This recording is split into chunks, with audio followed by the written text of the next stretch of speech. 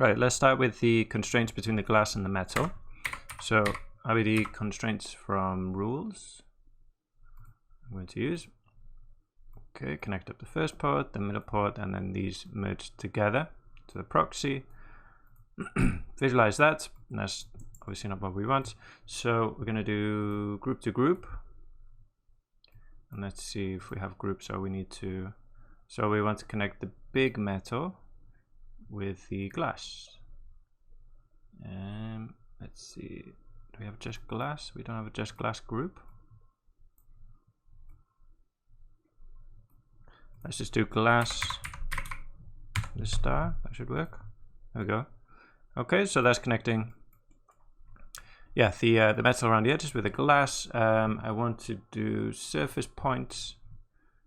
Okay, and then let's see, I don't want too many, so I'm going to bring this down to 0.02,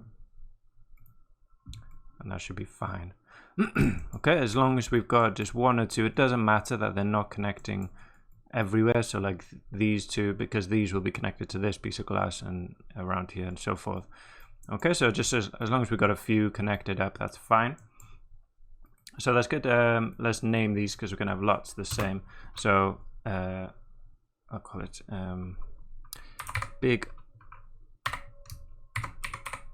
metal glass.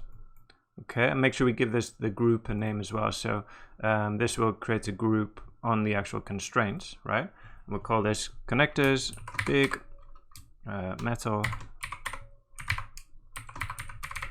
glass, like that. Okay, let's make another one for the small metal bits. Okay, so yeah, there's so for example here got a glass panel, these kind of little metal fastener things, and we need to constrain, you know, all of that together so this thing doesn't just fall straight away, and a few other bits. So there's like little, like these things we want to hold them, fix them to the glass as well. Okay, so let's see if we got a small metal group. Did I make one? Yes, a small metal to the glass, which looks okay. Let's see. I'm gonna give it a bit more of a distance to search. There we go. So yeah, these parts down here, so they can stick to the glass. That's fine. And then the name again. So small metal to glass. Small metal glass. Good.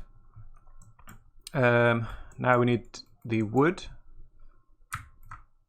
So at the moment, all of these bits of wood are kind of just floating, you know, they're connected to the one plank, but not to anything else. So let's make constraints for them. So we want to do big metal, I believe, and not to glass, to wood. So let me just get rid of that. We can leave this small metal here as well. So I think maybe like these lit pieces, they can be stuck to it as well. That's fine. And then you bring the radius down, the search radius 0.03. Okay, so this is mainly this piece is mainly what's holding the wood in place. So we'll do connectors wood to metal. Good, so that's fine like that. And then we need one more. So this is a bit more kind of an artistic choice, I suppose. Is I want to constrain, so these planks of wood, I want them to stay in this kind of shape, in this form, you know, up to a certain point. It's a bit hard to explain now, but the constraints that I'm going to use, so to hold, you know, between the metal, which we simulated earlier, we're going to use soft constraints to hold everything to them. And you know, if we have soft constraints between this wood and this metal, then they kind of flop around and bounce, and it looks a bit strange. So I'm just going to build some constraints between the planks of wood as well to, you know, just make them a bit stronger. Okay, so I'm going to change this to all. There we go, and just make the group wood. Okay, so we got some constraints going between them. We'll just change this to center of mass. We don't need them to be on the surface. These I'm just going to delete at a certain point, right? These are just going to be basically fixing these in place up to a certain point. And I think the name, no, we want to change this to segment. I think, oh, that didn't seem to make much of a difference. Well, we've got constraints between the planks anyway. So that's good, and then we'll call this connectors wood.